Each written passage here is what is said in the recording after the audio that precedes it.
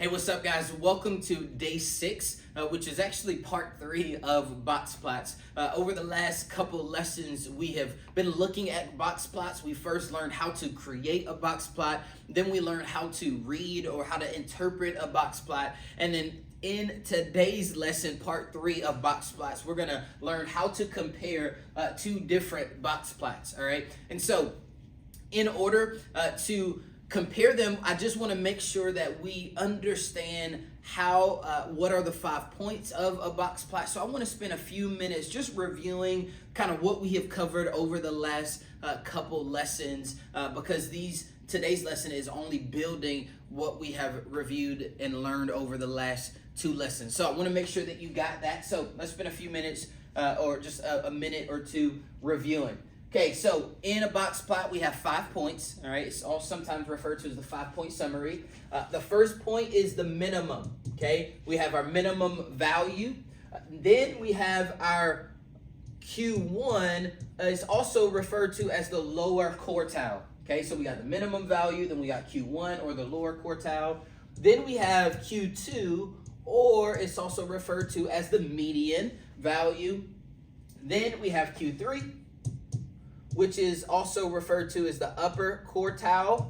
And then we have our maximum value. Okay, so those are our 5 points. Again, minimum value, Q1, which is the lower quartile, Q2, median, Q3, upper quartile, and then the last point is the maximum value. And what we learned last time is that in our box plot, we have 4 sections. So we have from the minimum to quartile 1 or the lower quartile, we have Q1 to Q2, Q3 to Q4, and then Q3 to the max. That's 4 sections on our box plot. And in each of these sections, what we find is we find 25% of our data. So in every section on our box plot, there's 25% of the data, even though this section right here is longer than that section, right? It's still only 25% of the data, okay? And so, the reason that is because just think, we put our numbers in order, we found the median, then we found the median over here, that divides it up. And so because we found, median from the minimum value to the median, or is lower quartile 1, then from lower quartile 1 to the median, that's another, again, it's the middle number, so there's the same number of numbers. Then from the median to quartile 3, which is the upper quartile, there's the we found the median. So again, it's just the middle. It's each section has been divided equally. Is kind of why that is the case. All right. So this is all what we learned last time. And then we also looked at 2 things that we can get. We can get the range by looking at a box plot, and then we can also get the interquartile range. So there's 2 types of ranges. One is, but they're different, okay? So to find the range of a box plot, we have to take the maximum and we subtract the minimum value. So range is talking about the whole box plot, take the maximum and the minimum, okay? Now the interquartile range, again, you're talking about the range of these interquartiles, right? So again, these are all our Q's. So to find the range of the interquartile, what we got to do is we have to take Q3 and we subtract Q1, okay? I want to give you sort of a hint. Again, when it's talking about the interquartile range, it really is talking about just this box right here, okay? Again, because that's quartile 1, that's quartile 3. So the interquartile range is from that to that, okay? All right, so now that is what we learned in our first 2 lessons on box plots. Now to jump in to comparing them, okay? And so what we have here is we have 2 box plots, okay? And so we have this box plot shows the math test scores for 2 groups of students, boys and girls, okay? And so what we're gonna have to do is, answer questions about the 2 groups, okay? So we're just gonna need to be able to read this box plot and answer some questions. So let's just do that together, okay? So if we look at our number line, it's in increments of 5. And so then there's a line in the middle between each. And so really, the increments is 2.5, right? So it'd be 2.5. So this would be 53.5. This would be 57.5. This would be 62.5, 67.5, 72.5. This is 77.5. This is 82.5, 87.5, 92.5, and then 97.5. So again, it is important that you can read, each box plot.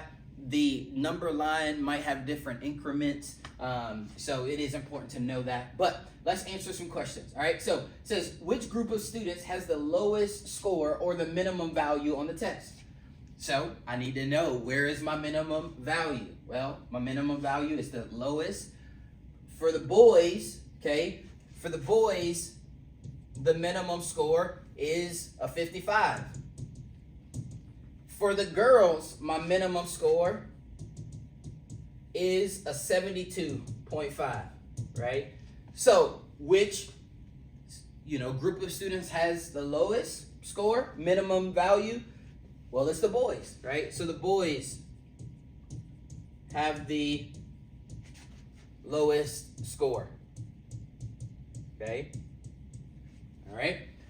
Now, what is the interquartile range for the boys? Okay, what is the interquartile range for the boys? Well, interquartile range, if we will remember, to find the interquartile range, we got to take Q3 minus Q1, okay? And so Q3 is right here. This is Q1, okay? And so I have to subtract Q3 minus Q1, all right? And when I do that, so Q3, all right, Q3 is 85, and then Q1 is 70. And so then I just subtract that. Again, I'm just going to write these notes over here just so that you can, again, we got Q3 minus Q1, 85 minus 70, and that ends up giving us 15. All right. Then it says, which group of students has the highest median score? Okay, so which has the highest median score? Well, Q2 is this is the median. This is Q2, the median, right? The median is the point that has the line through it. It is the middle point of the 5 points. Okay, and so which has the median? Well, clearly you can see, again, the boys' median is here, the girls' median is there. Okay, so again, boys' median is 75. Girls' median is 87.5. So therefore, again, the girls has the highest median.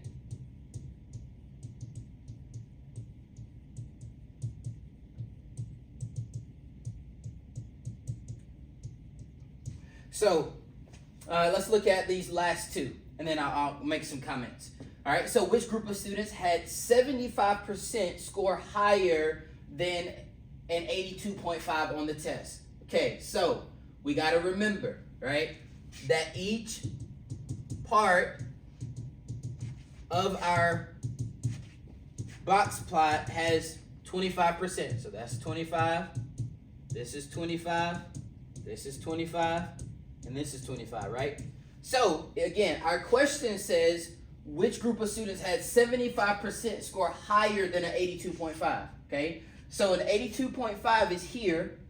So which had 75%? Well, if I look at the boys, they have 25% and they have a little bit of that, okay? A little bit of this box, okay? But here, right, this is 72.5, and on only one section of the boys, only one group of the boys, so that's only 25%, and then a little bit more. If we look at the girls, right, 82.5, it has this section, and that section, right? So it has three sections, right? 25 plus 25 plus 25, and that is 75%, right? Think quarters, 3/4, 75 cent. And so it is the girls, right? Again, 82.5. This it has 3 sections above 82.5. So it was the girls had 75% score above and 82.5. Okay. And then lastly, which group of students had 25% score lower than a 70? Okay, so lower than a 70. So we go to 70, we're here. Okay, which group had 25% score lower than a 70? Hopefully that's really clear. It was the boys, right? Because this is 70. And which box plot has, any part of it in that range? Well, it's the boys, right? The boys had 25% score lower than 70. Okay. So, guys, again, really my tips for doing these types of problems is, one, you just got to know where each point is, right? You got to know the minimum, the quartiles. You got to know that each section has 25%, and then you just got to read and look, right? That really is all that it comes down to, okay? And so I have 2 more examples for us to work through, okay? So I want to encourage you to just pause. There are going to be some questions that are a little different, but I want you to try to answer these on your own first, okay? I think that will, allow you to get more out of this video than just watching me do it. So I want you to pause it and see if you can answer the 5 questions for the next box plot. And then once you have done it, continue on and see if you got it right or not.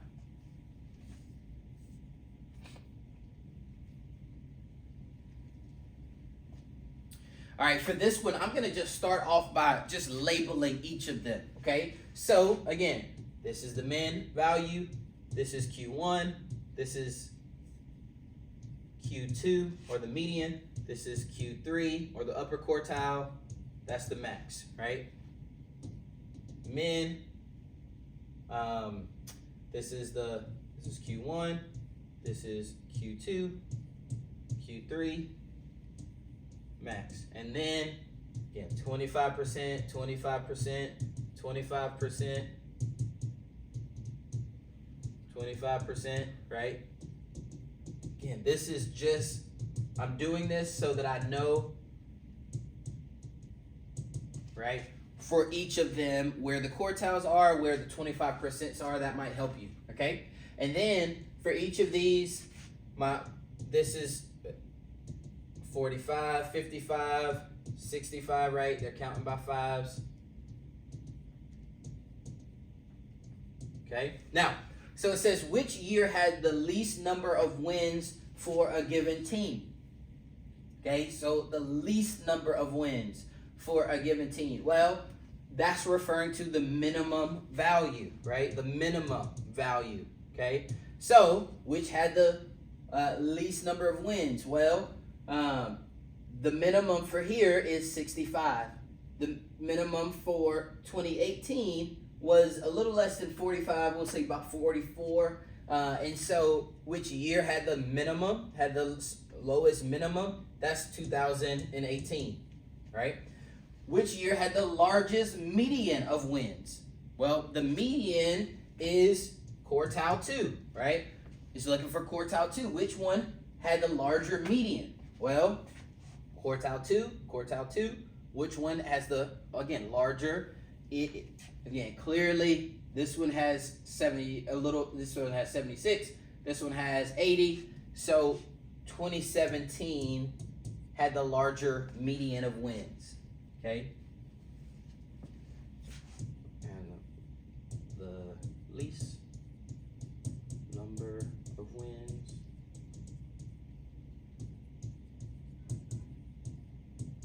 larger median.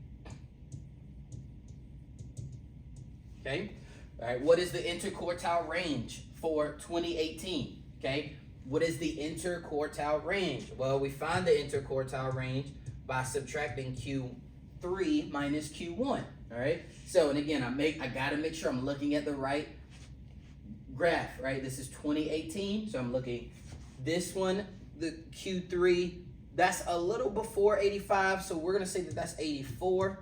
And then Q1 is right at the 65. Okay, so 84 minus 65. Okay, if you put 85 and you did it, you did it without, I'm totally fine. You don't have to change that. 85 minus 65, that would be fine with me. But the answer I would get is 19. Okay, so the interquartile range for 2018 is 19. All right, which year had more than 50% of wins? Of the teams win 80 or more games, all right, had 50% or more. Okay, so we go to 80 wins. Which graph has 50%? Okay, well, 2017, 25%, 25%. There's two sections of the graph that's greater than 80, right?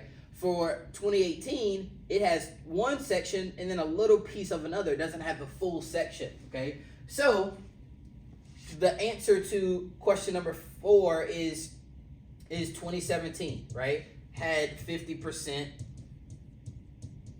of teams win above 80. Okay?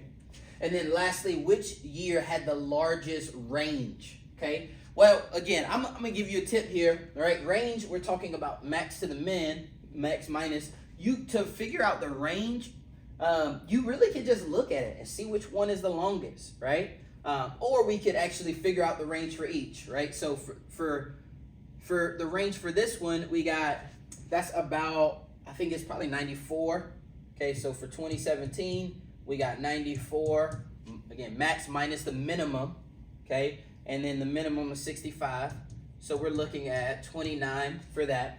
And then for 2018, we got the max is, again, we'll say that's 94. We'll say that's probably 93. It's probably 93. Then the minimum is 44. Then we subtract that, right? We get 49. Okay, so which one has the larger range? Well, it's 2018, right? 2018 has the largest range. And again, I can look at that because this one covers more, a larger sort of area, okay? Goes from all the way from 44 all the way to 94. Whereas this one goes from 65 to 94, 95, all right? So I'm gonna get ready to wrap this video up because it's getting long. Again, there is one more example where you are looking at the number of wristbands sold. I want your notes are not complete until you do these following questions. So you have to do these on your own. And once you're done, if you want to raise your hand, I would love to come by and check these. When I check your notebooks, if these questions are not done, you are going to get points taken off. So make sure that you go and you do these on your own. But for the sake of the video not being any longer, I'm not going to continue by answering. Hopefully I've done enough. I know that hopefully that's been helpful for you in terms of understanding how to compare two sets of data given on a box plot.